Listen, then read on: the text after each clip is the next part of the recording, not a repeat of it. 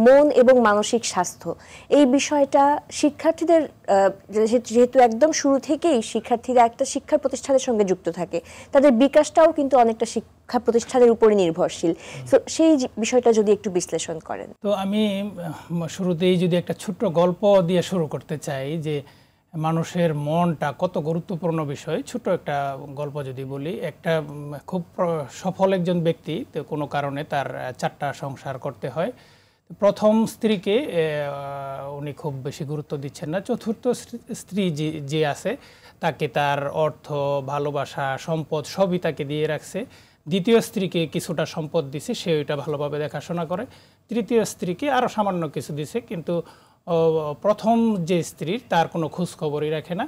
কিছুদিন পর ডাক্তার ওনাকে বলল যে আপনার তো এই অসুস্থতা হয়েছে, আপনি আর বেশি দিন বাঁচবেন না, মৃত্যু আপনার সন্নিকটে, কোনো অবস্থাতেই আপনার সমস্ত বিত্তশালীর মাধ্যমে ওইটা রিকভার করা সম্ভব হবে না। তো উনি সবাইকে ডাকলো, যেহেতু মৃত্যুর প্রস্তুতি, তো সে ডেকে জিজ্ঞেস করলো, আচ্ছা এই অবস্থায় আমার সাথে তোমরা কি কেউ আমার সাথে যাইতে রাজি আছো? আমার সাথে, আমার তো ভয় লাগে, একা একা আমি থাকতে পারবো না।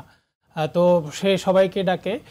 তো চতুর্থ, যাকে সবচেয়ে বেশি আদর করা হয়তো, সে রাজি হইল না। তৃতীয়, সেকেন্ড, তারপরে এইভাবে তৃতীয় জন, কেউই রাজি হইল না। হঠাৎ করে প্রথম জন বলল, আমি আপনার সাথে যাইতে রাজি আছি। তো এই যে সেই যে প্রথম যে যাইতে রাজি হইল, তাকে মন বা আত্মার সাথে তুলনা করা হয়েছে। এটা একটা শক্তি, এবং এই শক্তিটা মানুষের ভিতর থেকে বের হয়ে গেলে সে তার নাম হয়ে যাচ্ছে লাশ। এই শক্তিটা যতক্ষণ মানুষের ভিতরে থাকে ততক্ষণ সে কার্যকর থাকে, সেটাকে মনের সাথে তুলনা করা হয়েছে। তাহলে আমরা এইভাবে বলতে পারি যে মন হচ্ছে একটা বস্তুহীন সত্তা, যে শক্তিটা মানুষের দেহটাকে পরিচালিত করে এবং যার মাধ্যমে সে কাজ করতে উদ্বুদ্ধ হয়।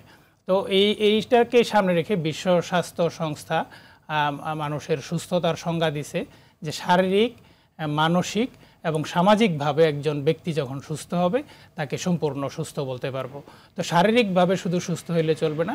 তাহলে আমরা যদি বলি 1/3 ধরি, তাহলে মানসিকভাবেও তাকে সুস্থ হইতে হবে।